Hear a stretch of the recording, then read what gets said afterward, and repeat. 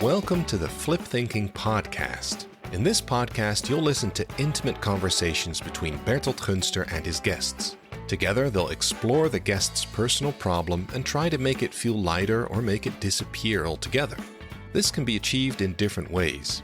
Sometimes they can simply solve the problem, but more often than not, they'll find that they have to let go of expectations or views they hold about themselves.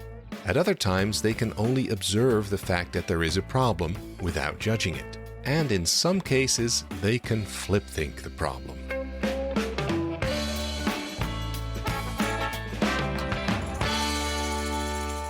Okay, good to have you here. Good morning. Good morning. Can you tell me something about yourself, your name, where you are from? Yeah. My name is Liza. I'm 26 years old. I'm originally from Ukraine, Kiev. Kiev? I moved to the Netherlands 4 years ago because of my love story, my husband. Okay. Talk about him a little bit later as well. Because this has to do with the problem you're here for, I presume. It's solving my problem, I would say. Solving? Yeah. Okay. That's a good beginning of a conversation. Yeah. So from the Ukraine, which is of course a very difficult and complex situation, but this is not where you are here for, I presume, right? No. Another story. Okay. And I'm here to speak about my immigration. I think for a lot of people it's really important topic. Uh-huh. Yeah, and I moved here. I have a job here. I'm a finance accountant and an insurance company. So you have a job? Yeah, I have a job. So kind of regular daily activities to do? Yeah, and it's quite also difficult sometimes because I work with Dutch people. How's your Dutch? Good enough. Goed genoeg. Goed genoeg. Goed genoeg. Yeah, but for I'm those learning. Listening, goed genoeg is Dutch. Yeah, yeah.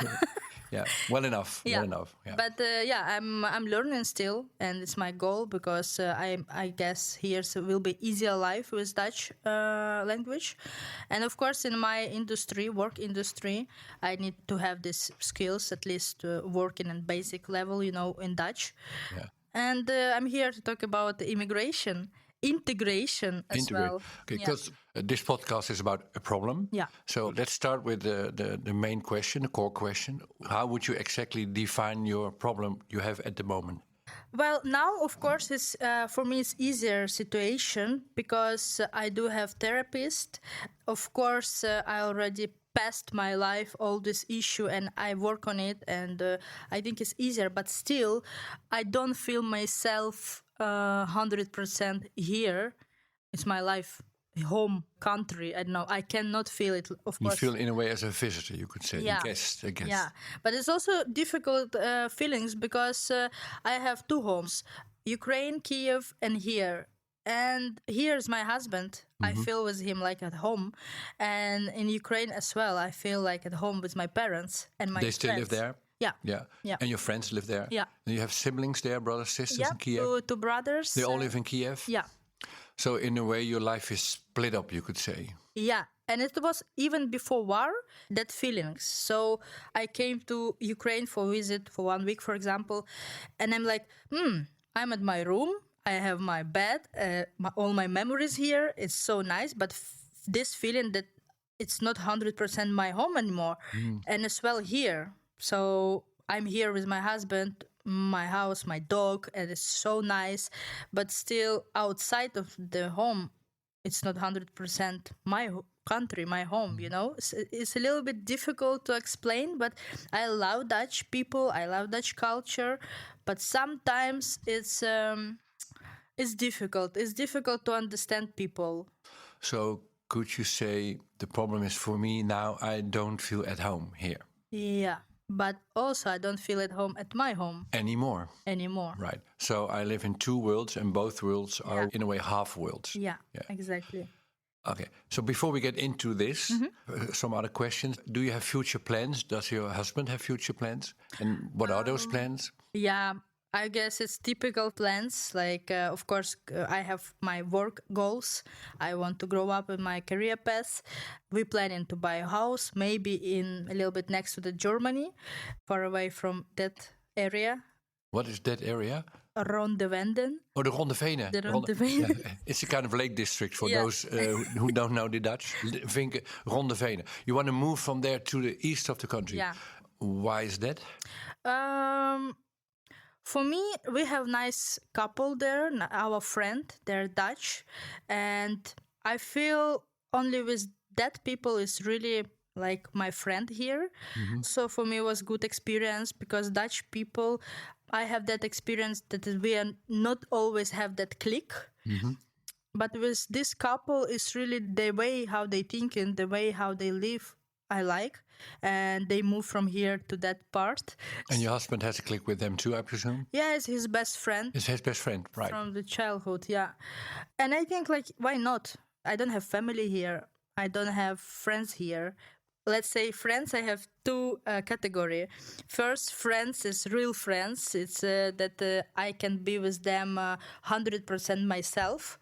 I can be with a bad mood, nervous, funny, happy. So, and another category is my friend as well. But I'm visiting them or we meet with each other only when I have mood. Now, let me say something probably quite stupid. Yeah. Why do you say yeah? Yeah, I'm ready for that. Very good, thank you. Okay, so isn't this the situation you are in, which is extremely difficult, of course, and you live in a way in two countries and you don't feel really at home in neither in one of them. So isn't this just a problem that you cannot solve at all? Yes, this is a problem. And Is I don't know if I can solve this problem. I think you can't. Okay. On the short term, it's impossible because it takes time to feel really integrated. Maybe you'll never feel completely Dutch when you're 60, 70 if you stay here. Yeah. And you will lose more and more the Ukraine in yourself. The longer you stay here, the bigger the gap will be. And this is a rule that accounts for a lot of problems, and maybe this one too, but I'm very cautious stating this. So isn't this not a problem to be solved, but a fact to be managed? Maybe I can manage and live with that problem. Maybe I can solve this, but also it's a question how. And you said about timing, that I need time, more time. But in the end of this journey, I don't know if it will be enough for me to solve that. It's also difficult to understand myself a little bit, to be honest. I will live here, then I will wake up one morning and say, okay, I don't want to live here and I need to move to another country. Again, the same story. So I will be there as an immigrant. I need to learn culture, language, whatever. But is this a real option? Do you really want to go to another country? I'm thinking about moving. To the east of the country? Yeah. So, But not to another country? yeah, but also about another country. Oh, you are? Yeah. And your husband is too? Yeah, but he is not 100% happy with that. But these feelings make me, worried that, okay, where I will live and feel myself like at home. And yeah, if I will move to another country, the next country, maybe I will find my country. But I know that it's not going to work like this. Yeah. So in the worst case scenario, nearly 27, right? In the worst case scenario, you will be 60 and never have found a real home in your life at all. Yeah. Is this your worst case scenario? Yes. Nightmare. That's your... Thank you. Yeah, this is your nightmare. Yeah. So this tells me that if this is your nightmare, that there's this deep longing to belong somewhere. Yeah. So this raises the question, which is, I think, difficult to answer. What do you need to feel at home? When you are on your own or with your husband, what lacks this situation that you with him feel at home? It's a difficult question. Well, you started with your nightmare, so I'm just following your train of thoughts. I'm just thinking, how am I feeling when I'm in Kiev? So I'm coming there, and for me at home, even when I'm at the airport, and good times I was at the airport, and I just came out of the airport and I feel myself at home. I feel myself at home, and of course I see these people, faces. Familiar, yeah, language. feeling of knowing, Yeah. being there. Yeah, and I'm going home, and there's my parents. I like feeling that I'm daughter. I like feeling that I can be there and my parents will solve my all problems.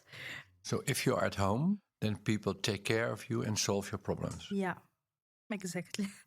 And this is home. And and here in the Netherlands, here's only my husband.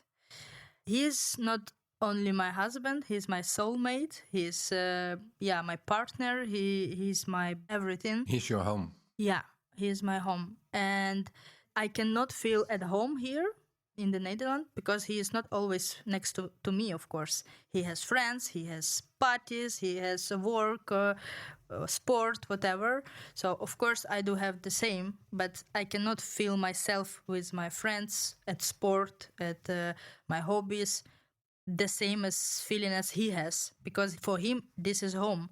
Mm-hmm. And I have this feeling that without him, I will be here lonely. And I am lonely here. Mm-hmm. Maybe the reason it in myself, something inside of my childhood. I don't know why I feel lonely here when I'm alone. Yeah. Now, when I listen carefully to you and trying to understand you, there's this deep longing of feeling at home somewhere where people care for you, are there whenever you need them, unconditionally love you. This is what you long for. But I have the assumption that underneath this desire is a deep fear that you won't manage alone. Yes. Am I right? You are right. So it's not about where can I find an environment to feel at home, but I want to change this question in how can I feel confident without being helped by other people as a ground to stay on wherever I am in the world. Yeah. So it's about helplessness and loneliness in a way. Mm-hmm. How is it when I reframe your problem to this? It's a heavy issue, heavy thoughts. I don't know. You told me that, and I realized that it's true.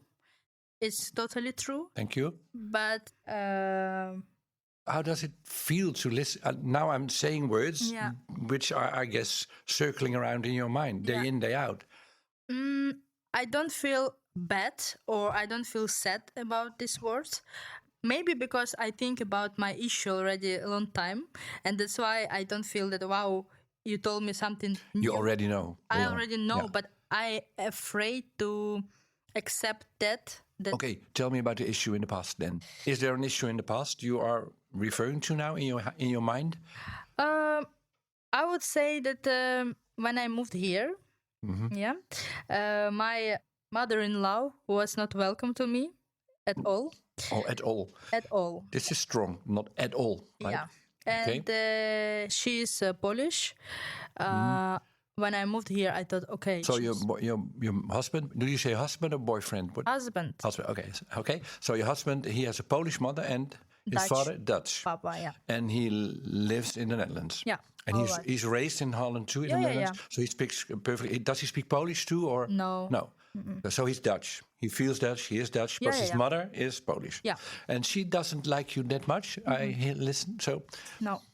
So when I moved here, I was almost 20 years old, and I was so excited because we had a 2 years relationship on distance. And then, yes, we can live together. I graduated from my university in Kiev. So, okay, we can live. It's an adult life. And for me, it was so excited. I was so happy. Going to the West? Yeah, but it wasn't my dream, to be honest. It was your husband was your dream, not the country. Yeah, exactly. Okay. And I moved here.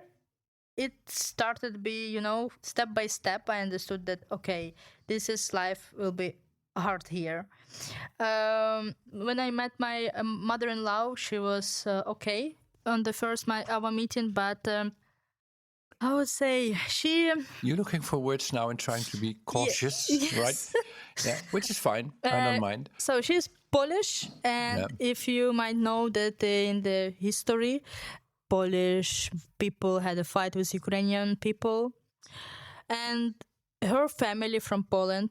And she's also included in this part, She was so angry at me before I came in. Before? Yeah. Because she told me, you are Ukrainian and you need to clean toilets here only, and you are like from the another level of life, lower, of course. And she told me that I'm here because for money, for my husband. She doesn't trust your motives? No, I am gold digger. Yep. I guess gold diggers don't look like me, but okay. But did you hear all those things directly from her or through your husband? No. Part directly and part from her family. They sent messages to my husband. Her family too? Yeah. Her from family? Polish. A Polish family? Yeah. Which in a way it's a strange story because you are doing the same as what she did. In a way you are her, right? Yes. It's so strange. Okay, so this raises a lot of interesting psychological questions. Yeah. But continue. I moved here. We first live in Vilnius. It's also next to Vinkenveen. How? Oh, Vilnius. Vilnius, yeah. Yeah, okay. Vilnius. Yeah, we were living there. And first my year, I had a job I was looking for, but it was started Corona. And so... The most difficult time to enter a country. Yeah. Corona, you can do nothing. Yeah. And she was coming to me like every day when my husband left to work. And she was just kindly asking me about my parents, about money of my parents, directly question how much money my parents have. If they were rich or poor, if you were a gold digger or not. Yeah.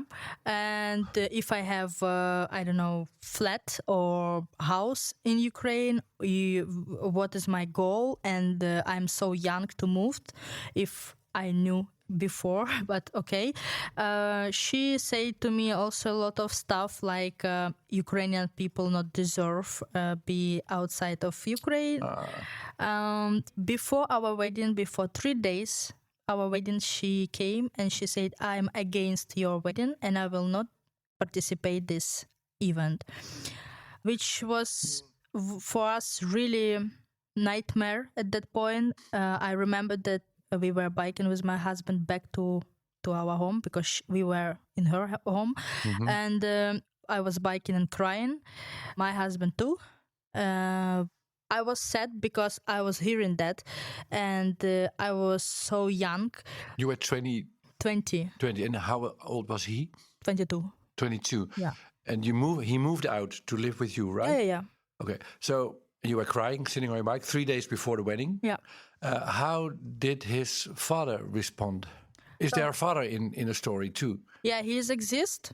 He exists. Yeah, but period. He exists. Period. That's it. But he breathes. Yeah, for my husband, father is not so important. But how does the father interfere with the situation? Does he tell his wife, shut up, be nice, be friendly? Or does he support his wife? Or is he neutral? Is he numb? But they're divorced.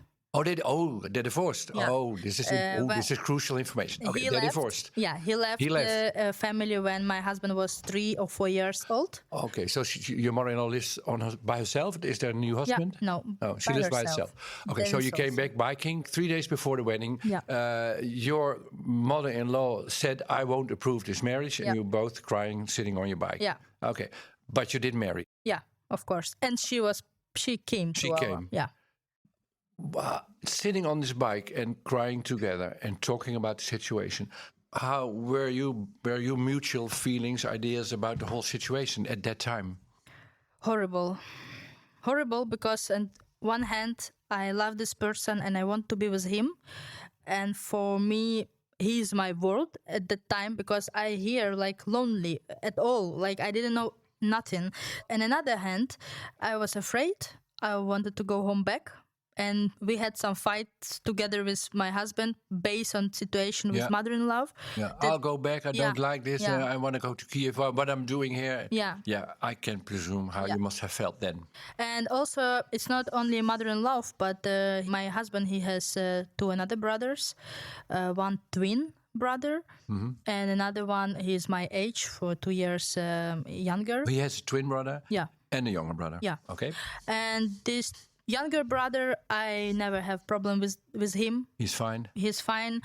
With twin brother, he's similar as mom. He's totally similar character, how the way communication, everything. And not only mother-in-law was included in our this fight before wedding and after wedding, but a big part of this issue was also on twin brother. Yeah. He was the first person communicate with Papa of my husband and say to him about myself that I have never seen him before, this father, but he already knew that I'm bad. And he, without, maybe he can communicate with my husband once or twice per year, but at this point, before wedding, he started also send message and say, hey, you know that you need to pay 6,000 euro for her in Burgerin examen, which is, of course, it's not true, and I did by myself, and of course, this is another topic, but still, like before wedding, it was a lot of sources who pushed on my husband to stop it. Right. My mother-in-law, twin brother, Papa, and also family from Poland. A lot of pressure to the both of you, still both being very young. Yeah. 20 and 22. And did his twin brother team up with his mother? Did they form a kind of team? Yeah, and Talking about you, gossiping? even today, of even course. today. Of course, yeah. So your husband must feel very lonely and rejected by his family, apart from his younger brother, and now his father. Which you told me before, the relation with his father now is okay, right? Yeah, it's okay. He accepts you in a way. Yeah, but I don't have with him this connection. You know, he exists. We can come, like if his birthday, we can come to him, say happy birthday, sit around and just talk. He's fine with the situation. Fine, yeah. He doesn't make any problems. And I know already that it was also pressure from twin brother to Papa. Of course, when Papa was sitting and chilling at home and then have a call from one of the son and say, hey, you know, your another son has a girlfriend from Ukraine. She's gold digger. Yeah. She came here to take all our money. Yeah. And the funny situation that I still waiting for this money. Where's the money? There is no money. No. Yeah, like it's a normal family, like my family. You don't have to convince me. I You don't know? think you're a gold digger. No. But this for me also, and I was hiding this information from my family. You must have been in those years, to summarize, Yeah. completely devastated, lonely, desperate. Am I right? Yeah. And was this a state of being that you had experienced before in your childhood, or was this new for you to feel so lonely and desperate? Totally new. New.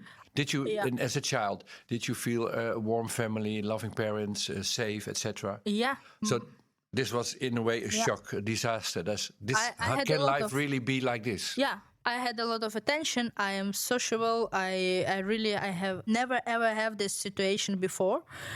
Yeah, for me it was nightmare in the beginning, and also I was hiding the information from my mama and papa. Which made you even more lonely Yeah, because you had to do it all yourself. yeah, because I know answer from my papa. He said, "Hey, come back. What the hell is this? Like, Yeah. how is possible that it was my daughter?" Come on, my daughter, I love you. Yeah. Come here, I'll take care of you. Yeah. Yeah, which is, of course, very nice for you. Yeah. And So I now- wanted to hear it, to be honest. And you needed it. Yeah. Everybody needs it. Everybody needs to be warm, welcome, and feel at home. Yeah. So could we then conclude, as an in-between, that during this situation you were traumatized in a way? It's a big word, but I would presume your life was in shock. You were in shock in this period. I would say that my life parts Parts? Yeah? before Yeah, and right. after. Right. Yeah. It completely shocked your life. Yeah. And could you say that in a way it still does? That you're still suffering or trying to find a way how to deal with this family, all these strong forces that want to push you out of this relationship or not accepting you as who you are? No. It belongs to the past? Yeah. I just now in this point, I think, okay, if you didn't accept me, I don't feel like I want to be nice in their eyes. I don't care about this. I am who I am. I know that I don't say that people who is cleaning toilets are not good, but at my story before, when she told me you need to go and clean toilet and do only this because you are from Ukraine. For now, I'm so proud myself. Yeah. And for me, it was really fear, like if I will go and clean toilet. But I don't see something bad about this, Like if I need, I will go. But I guess no matter how successful you will be, it looks like she will always judge you. Yeah. So why is it you still visit her? Well, this is next story. I want to start the next story. Yeah. My husband, he's my character, I would say, so difficult. Sometimes I have a lot of emotions and I cannot deal with that. If I have a new emotion or, I don't know, new story and I feel so happy, I will be so happy. I will scream and that I'm happy. He's soft guy. He's really soft guy. He has his character, which I really think that is a nice character. And that's why we are together, But in his story, he wants children. He wants to have a big family. And in his fairy tale, that we are coming to his mom. We all of us, all 3 brothers, we are sitting on the big table, eating, and we are happy. Okay. But in real life, it's impossible. Okay, so now I think we have the core problem why you are here. Because this must be a very frustrating situation, because what you say, fairy tale, sounds like a complete illusion, and Yes. And you suffer from this illusion. Yes. Now, is this the actual real difficult problem you are trying to find a way for in your life now? Yeah. Okay. Now we have there's a lot of information, which is the context is very important. Yeah. Thank you for sharing all this. But I think we are now just starting the podcast with the problem that is in your life right now, which is a very big problem. Yes. Yeah. For me, this is a problem between you and your husband. Period.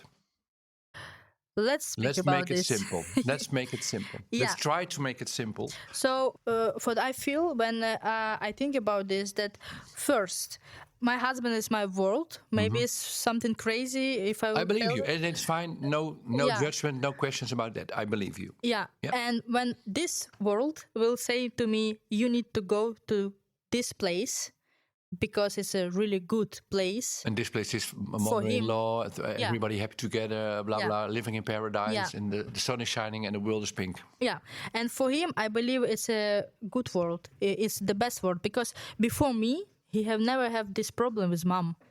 Mom was for him the best, and I believe in this. It's his mom, like. Yeah, but 3 days before the wedding, he was sitting on a bike crying with you together, which must be devastating for him, like a knife stabbed in the back by his own mother. Yeah.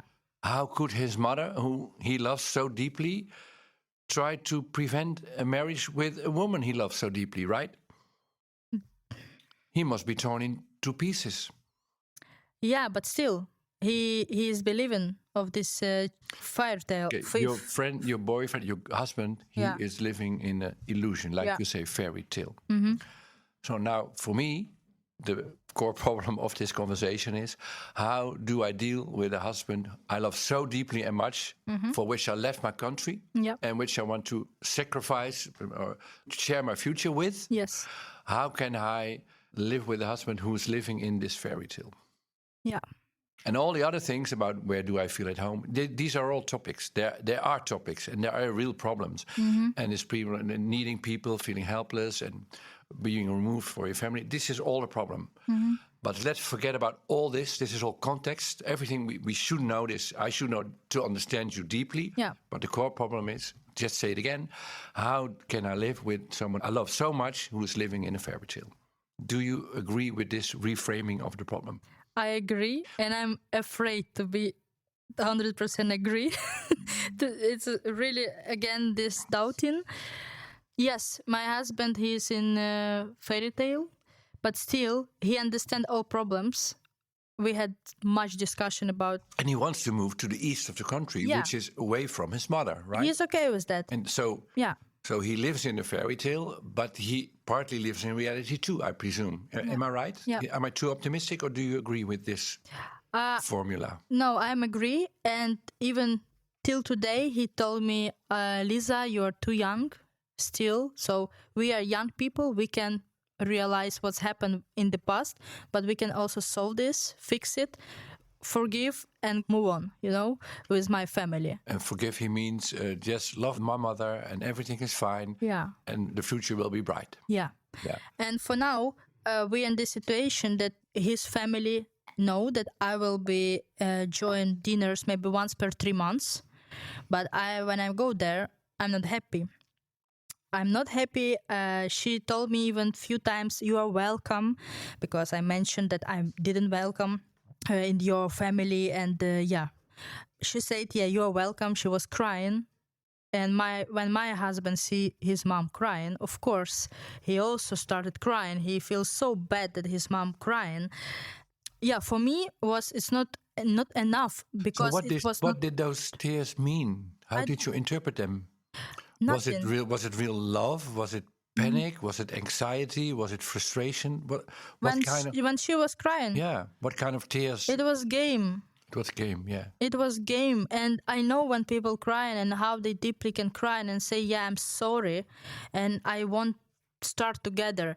And I gave already 1,000 chance, I said, okay. I'm sorry to interrupt. Yeah. Let's try to get to the core. Let me ask you a very difficult question. What is it that you don't say to your husband, I do not want to go to your mother anymore, period? I already said. You did? Yeah. And did you act accordingly? Yes. Oh, you did? Oh, Yeah. I'm surprised. Yeah. But then... Since when? First, I said, and then I stopped coming and participate their dinners. But then my husband started talking to me and say, hey, Liza, it's difficult when I join my family for dinner without you. Yeah. You are my wife and we are family. I want to be there with you. Yeah. And all the time, even telling me now that, yeah, come on, just 1 hour. We can eat together, just listening, don't say too much. Okay, and so we can he's live. pushing you to go? Yeah. Did you go? Yes. And how was it? I think I know the answer, but how was it? Was it completely nice, loving, warm? It was okay. It was okay. My husband, he hates when he asked me how it was, and I said it was okay. Because he knows... doesn't understand what this means. It was okay. It means I can bear it. I can be there. It doesn't kill me, but I'm not happy there.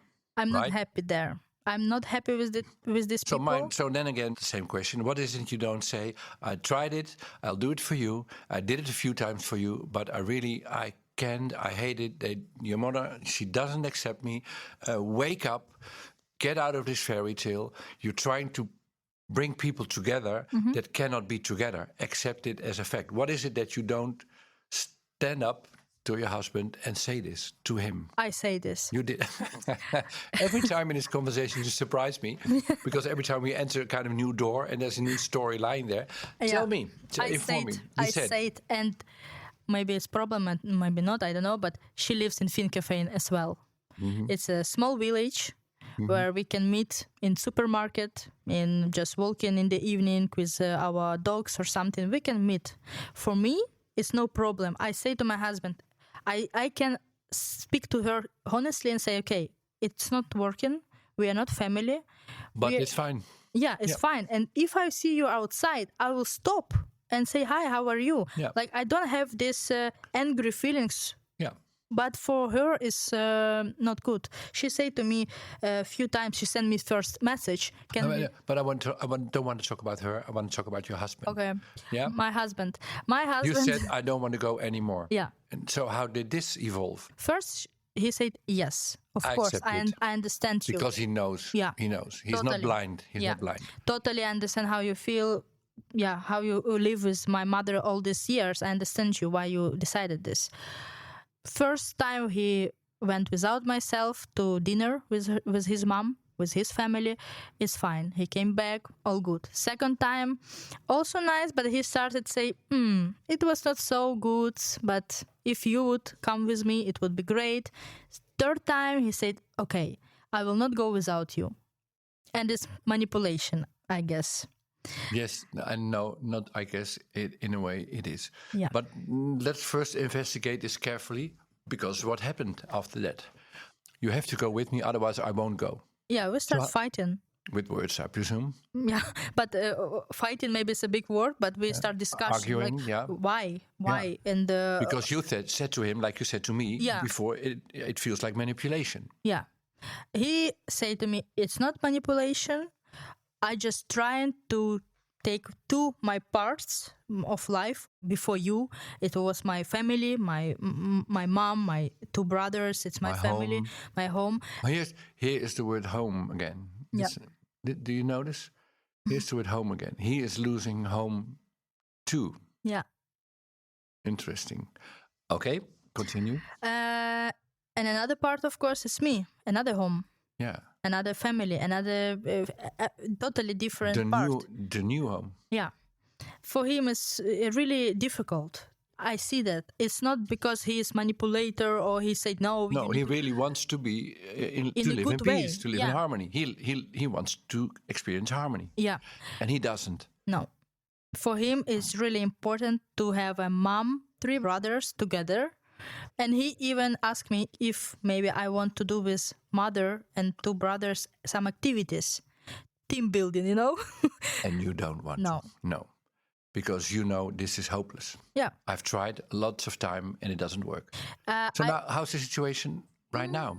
Yeah. What is the situation today? So last time, let me think, it was Christmas. My best friend, she came to me to Vinkenveen and we were spent 10 days You together. have a best friend Yeah, I have 2 best friends. in Holland. No, in Vienna, Austria and Ukraine. Okay, but they came to the Netherlands. Yeah, to yeah, you? Yeah. Okay. We were together and then received text message from my mother-in-law.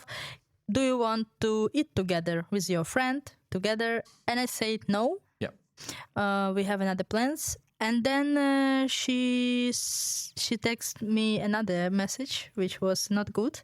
But she said to me, okay, I see this in your tone of message. It's not really friendly or whatever, what she means. But she said, let's go to speak one-on-one. It's Christmas. It's my best friend when I'm 24/7 on the phone. And now she's here, my friend. So I want to spend my time with her. Sorry, the answer is no. No. And you said so? You said no? I said no. Yeah, okay. But then she said, okay, we have one restaurant next to my home. Let's speak there. I said, I didn't answer this message. I'm directly come to my husband and say, listen, this is your mom. Now I'm not in the mood of this. I don't want to have this conversation. She's pushing me. Yeah, it's my holidays. I want to... My best friend is here. Yeah. And he said, okay, what can I do for you then? I said, you can go to her home and speak about this.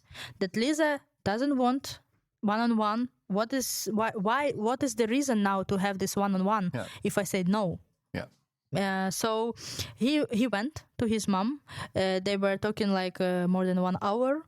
He mentioned all situation what's happened in the past, and he showed that picture why Liza still in this position, like why Liza doesn't feel at home with his mom. Yeah. Then she told him, please ask Liza to give another chance. He came to me, he told me all this topic, what they're speaking about, of course, about Polish family, wedding, blah, blah, blah. And then he asked me, can you give her please one chance? And you know, the funny thing is that when he go to his mom, after this conversation, he came with a hope, with a really hope, which I do not understand how she even gave this hope to him. Like she knew what's happened. He knew what's happened. But in the end of conversation, they always, let's give a chance. Let's start again. Let's do it. But for me, it's Could like... you say that she acted as if she was a kind of a harmonious mother-in-law, wanted to have everything good, but she doesn't really act accordingly? That's all kind of a play, an act, a theater? Yeah, a display. I don't see that she's harmony woman, you know? So your husband asked you, please give her another chance. Mm-hmm. What did you say? I say that, okay, let's speak about this last chance, which I gave already 1,000 times. Yeah. About 1,001 chance. Yeah. Okay, I will give this chance, but it will be my rules now. I will not participate all dinners. I will not speaking with your mom on the phone or chatting or be nice or something. we will speak like only birthday, Christmas, some celebrations, That's it. He said, okay, it's enough for now. I said, why for now? I know what it will be next. It will be continued. Like when I stop talking to her and participate dinner, first 3 times it's okay. But then after third time, he will say to me, I don't want to go without you. And it will be the same story. Yeah. I feel also myself when I will cut her from my life, I'm a bad person because I give these feelings to my husband and I care about his feelings. Okay. Okay. So if you really cut with your mother-in-law, which is against the will of your husband, then logically, of course, you will feel bad about yourself, right? Yeah. This is what you just said. Yeah. Do you have words for if you would do so, how you would describe or experience yourself? What kind of women do you think you were then? Happy. No. Relieved. But, right, but you feel bad about doing so. Yeah. Something holds you back, really cutting all the wires. Yeah. So if you would cut the wires and if it would be successful, of course, you would be freed and happy, but you would feel bad about yourself. So how would you judge about yourself if you would do so? What kind of woman would you label yourself then? Woman who is not care about feelings of her husband, who doesn't care about feelings of... So careless. Careless, yeah. Do you have a better word? Careless, no. I think it's, careless. Because for me, relationship, it's about care. About being home. Being home, yeah. It was the starting point of this conversation. Yeah. And then if you would do so, you would have the impression that you destroy, in a way, being home because you are a careless woman. And you don't want to be a careless woman. No. And this holds you back of freeing yourself. Yeah. Yeah. So now this is, I think, what this conversation is all about. That you experience yourself as a careless woman unless you stay in contact with your mother-in-law, which you don't want. Exactly. Yeah. What does emerge in you now, listening to this? Yeah, I'm scary. I'm scary that it can happen and I will be this woman, careless woman. And I'm really scary because for me it's important word in my life. You want to be careful. Yeah. And loving to other people and helping. Yeah. And for me, as you mentioned, home. Create home in such a way. Yeah. So this is in conflict with the whole concept you have about home. So it's not about, for me, it's not about where do I live in the future, what country, do I live in Kiev, it's about, I don't want to be a careless woman. Yeah, I think so. It's a good point now. There's a sigh on the other side of the microphone. Sigh. Yeah. But I don't know how to fix that. But that's the next part of this conversation. Okay. But is this the dilemma you are in? If you're careless, you cut the wires with your grandmother, mother-in-law, and if you don't, in a way you betray yourself because you got to do things you really don't want to do. Yeah. And also what I realized that when I was feeling in the beginning with my mother-in-law so lonely and so sad about everything was happened with her, I was so insecure. She was pushing, and I think like, okay, I'm not good enough. What I need to do? Not cleaning toilet, then I need to go to another work. It will never, with your mother-in-law, it will never be good enough. Yeah. So, I presume. Exactly. But now, in this point, I do have a new job. And I feel myself now insecure as well. It's a normal way when you have a new job. Of course. In a country you don't. It's not your native tongue.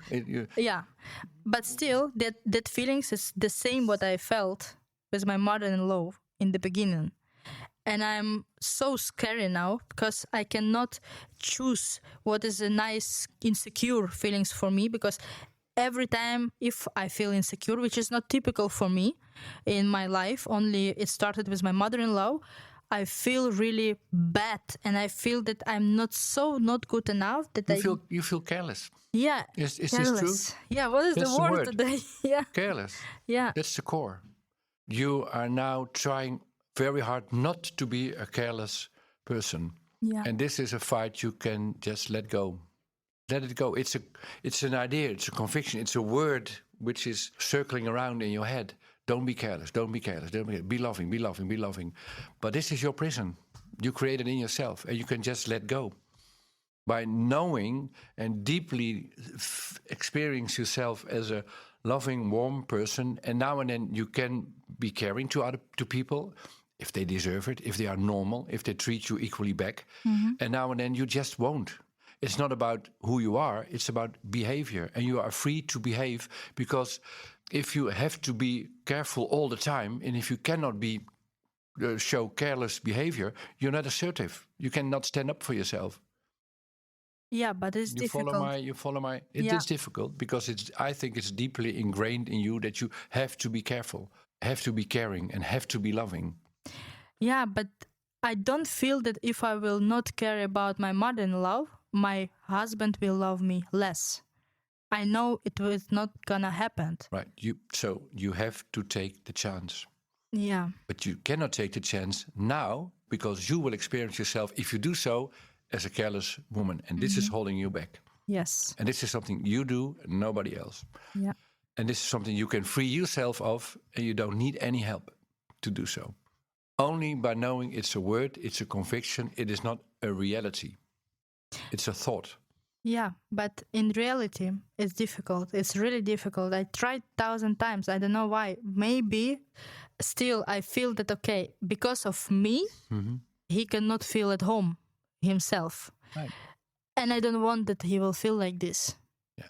Sorry, it's his problem. And you don't have to be careful to him to carry his burden. He wants to live in this fantasy world of a harmonious family. It will not happen. It will not. I think it will not happen ever. But it surely will not happen in the near future. And if you push yourself to try to be harmonious, you will only make the problem worse, because you're sitting there feeling terrible about the whole situation. Yeah. So helping him makes the problem worse. The only thing which is very difficult for you to do is to make choices. And if somebody says to you, well, this feels very careless, then say, just so be it. And maybe this feels for you careless, but for me, it's assertiveness. It's standing up for myself. And there's nothing wrong with saying no to things I do not want that deeply. You're right. You are listening now. You're right. Yeah. But yeah. And this is something you have to tell your husband, who you love most, which is unbelievably difficult to do because you don't want to hurt him. But it's strange feelings because I don't want to be careless woman, but another part, nobody cares about me.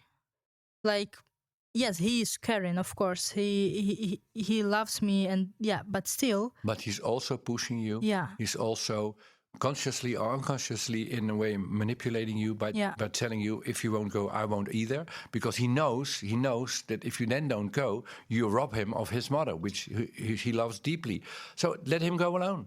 Maybe. And if he doesn't go alone, that's his problem. Then he doesn't go. But it is what you said. It is, in a way, manipulation.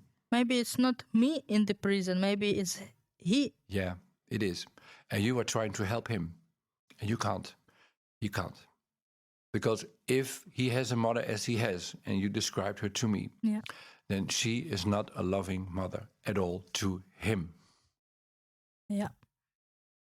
And he should be the assertive one, telling his mother, if you don't treat my wife normal, respectfully, lovingly, that's fine. You can do so. You don't have to be friends with anybody. But if you can do so, I don't feel welcome here either, because my home is with my wife.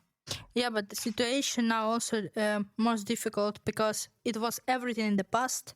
So she will never tell me now that you need to clean toilet. I don't know why I mentioned this toilet. I already hate this. But yeah, but if he doesn't say toilet, there will be a new problem. Because she will never accept you. Yeah, but now she trying to act in like a so nice mother-in-law. Yeah, that's all. I just interrupt you. It's all theater. It's play. Yeah. I know the problem. We are at the core of the problem. The core is that you don't want to disappoint your husband by telling him, I do something which maybe give you the impression that I am careless. This is the core. We have found it. And to create a feeling of home, which was your starting question, you need to create a feeling of home with your husband. And this is what lacks between the two of you. There's a big problem between the two of you. And the problem is that you are too nice. But I don't want to be a bitch. No, and that's your problem. Because you don't want to look in the mirror and think, oh, I'm careless. You're busy with your self-image. Just let this self-image go. It's a story in your head. This is something you have told yourself over the years. Oh, I must be caring. I must be caring. I must try to fix this. I mean, there must be harmony. It must be possible. I must help my husband. Stop it. Stop it. Because you don't do it to create reality in a way you believe in or you want. You only do this because you don't want to live with the idea that you are careless. This is holding you back. So tell the world, okay, now and then I am careless. Yeah. This is all about behavior, not about identity. It's not about who I am. It's about behavior I need to just function. But I can be care, right? So You don't have to convince me. You are a very loving, caring woman. You sit next to me. My heart opens to you. I listen to your story. I think, oh, this girl so young, coming to another country, living in two worlds. And then moving to the east of the country, trying to establish a new life with your husband and his best friend living in the east. And so you will all move. This is also completely difficult. And you manage. And the way you talk about your father, I feel a lot of love. Yeah. You are a caring person. How frustrating is it that you have to tell yourself day in, day out, just be caring, otherwise I will be careless. This is a stupid fight in yourself and you can just let it go. It's so difficult, let it go. Yeah, but the fact that it's difficult doesn't say it's impossible. For me, the fantasy of your mother-in-law, of your husband, his fantasy is very more complicated than this one. Just let it go.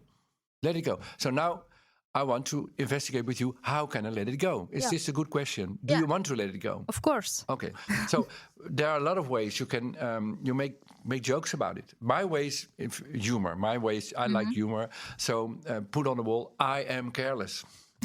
And make a T-shirt. I am the most careless. You are laughing now, which is good. Make a mug to drink coffee. Said this is the most careless woman from the Ukraine. And between breaks, she's a golding and only wants money.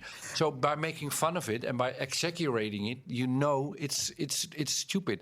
So right, you're laughing now, which is a good sign. So but humor doesn't work for everybody. I know. Yeah. So another way would be just be very to meditate or be very calm, and to dive deep into yourself, look there and to see what is there. And if you look careful, then you can see that there's just, like everybody, there's just love and a desire to belong to people, which is, I think, every human needs to belong, to have a home, what you told me in the beginning. And this is something you long for, and this is a very nice, heartwarming desire, which you carry with you.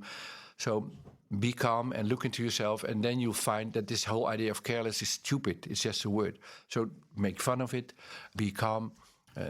These are ways to do it.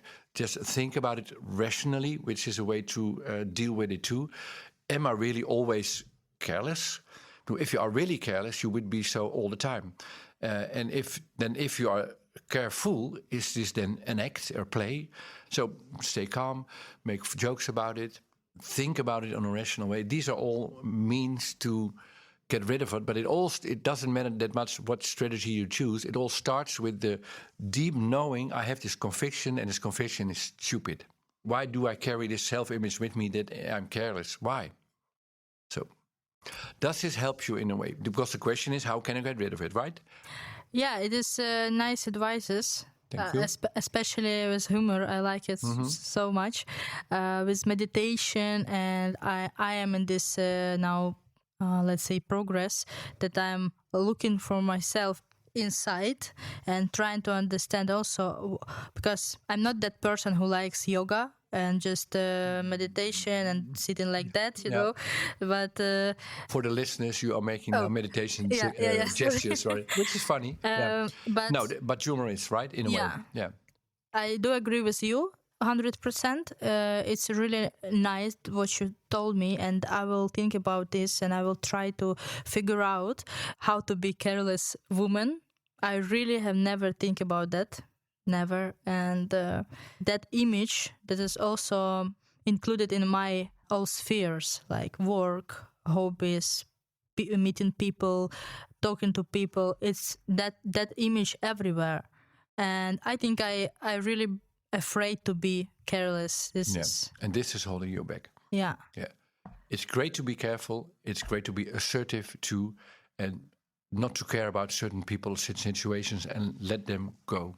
This is completely fine, and it doesn't mean that you are a careless woman. It just means you don't like some things, you don't like some people, which is completely fine. But the biggest hurdle to overcome is between you and your husband. There's where all the energy is coming together. There's the clash, so to say. And you have the guts after this conversation, the courage to say to your husband, sorry, if you experience me as careless, that's your problem. It's your problem.